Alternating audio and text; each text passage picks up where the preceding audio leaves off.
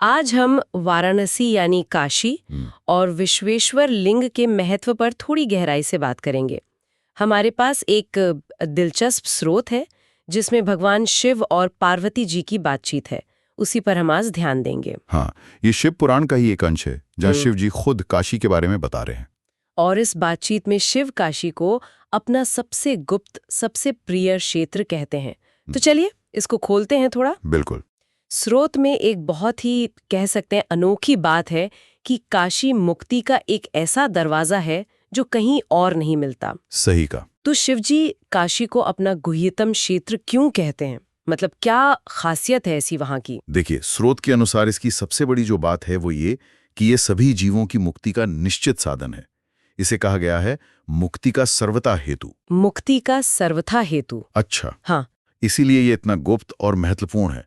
और एक बात और, यहाँ जो सिद्ध गण हैं वो एक खास योग, पाशुपत योग, उसका अभ्यास करते हैं। पाशुपत योग। हाँ, और वो शिवलोक पाने की इच्छा रखते हैं।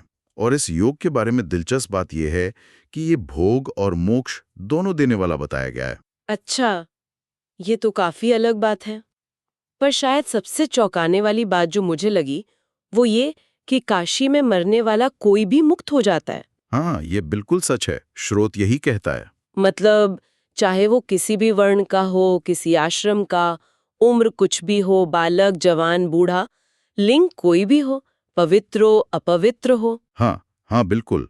कुमारी, विवाहिता, विधवा, सब, यहाँ तक कि कीट पतंगे, पशु पक्षी, मतलब हर तरह के जीव। ये कैसे संभव है? मतलब आमतौर पर तो ज्ञान, भक्ति, कर्मकांड इन सब की बात होती है मुक्ति के लिए। सही कह रही हैं आप। पर यहाँ स्रोत एकदम साफ है। वो कहता है कि काशी में मुक्ति के लिए इन सब की जरूरत नहीं है। ज्ञान, भक्ति, कर्म, दान, संस्कार, इनकी अनिवार्यता नहीं है। तो ये तो पारंपरिक रास्तों से बिल्कुल ही अलग हुआ। हाँ, एकदम। अगर हम इसे एक बड़ी तस्वीर में देखें तो काशी एक ऐसी जगह लगती है जहां शायद ब्रह्मांड के जो सामान्य नियम हैं वो लागू नहीं होते या थोड़े अलग तरीके से लागू होते हैं। ये सुनने में ही बहुत असाधारण है। लेकिन फिर कर्म के सिद्धांत का क्या? आपने कहा मुक्ति निश्चित है, पर स्रोत में पाप करने वालों के लिए भैरवी यातना का भी जिक्र है। हाँ, वो भी है। तो ये दोनों बातें एक साथ कैसे? मतलब निश्चित मुक्ति और यातना। हाँ, ये देखिए, ये सवाल बहुत महत्वपूर्ण है।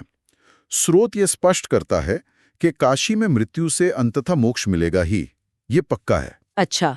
लेकिन जिन लोगों ने पाप कर्म किए हैं उन्हें मोक्ष से पहले अपने कर्मों का फल भोगना पड़ता है। एक तरह की शुद्धि प्रक्रिया है ये। अच्छा, शुद्धि प्रक्रिया। हाँ, इसे काय व्यूह कहा गया है। मतलब कर्म फल भोगने के लिए एक खास तरह का शरीर या स्थिति मिलती है जिसमें कष्ट होता है। इस यातना या शुद्धि के बाद उन्हें मोक्ष मिल जाता है। और जो पुण्यात्मा है, जिन्होंने पाप नहीं किए? हाँ, जो निष्पाप हैं, जिन्हें स्रोत निष्पाप मनुष्य कहता है, उन्हें मृत्यु के तुरंत बाद मोक्ष मिलता है। कोई यातना नहीं, सीधे मुक्ति। समझ गए। और कर्मों के नष्ट होने के बारे में कुछ कहा गया है, जैसे संचित कर्म, प्रारब्ध कर्म। हाँ, इस पर भी बात है।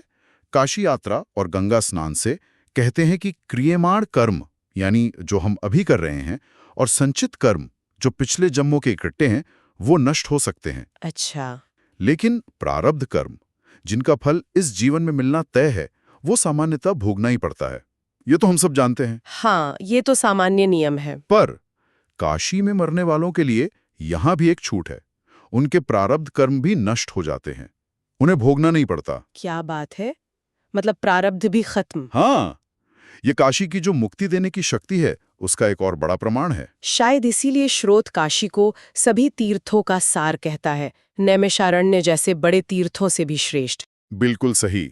इसी अनोखी, अद्वितीय, मुक्ति देने वाली शक्ति के कारण इसे अविमुक्त क्षेत्र कहा गया है। अविमुक्त? हाँ, अविमुक्त मतलब वो स्थान जिसे शिव ने कभी नहीं छोड़ा और जो मृत्यु पर निश्चित रूप से मुक्ति देता ही देता है। स्रोत यहां तक कहता है कि ये इतना गहरा सत्य है कि ब्रह्मा जैसे देवता भी इसे पूरी तरह नहीं समझ पाते। अविश्वसनीय सा लगता है। हाँ, और ये स्थान एक तरह से धर्म का सार यानी सत्य और मोक्ष का सार यानी समता, सबके लिए बराबरी, उसका प्रतीक है। तो कुल मिलाकर ऐसा लग रहा है कि ये स्रोत काशी को मुक्ति के एक ऐसे रास्ते की तरह दिखा रहा है जो लगभग बिना किसी शर्त के है ना, और जो बाकी आध्यात्मिक मार्गों या नियमों से बिल्कुल अलग है। हाँ, मौलिक रूप से भिन्न, एक असाधारण मार्ग।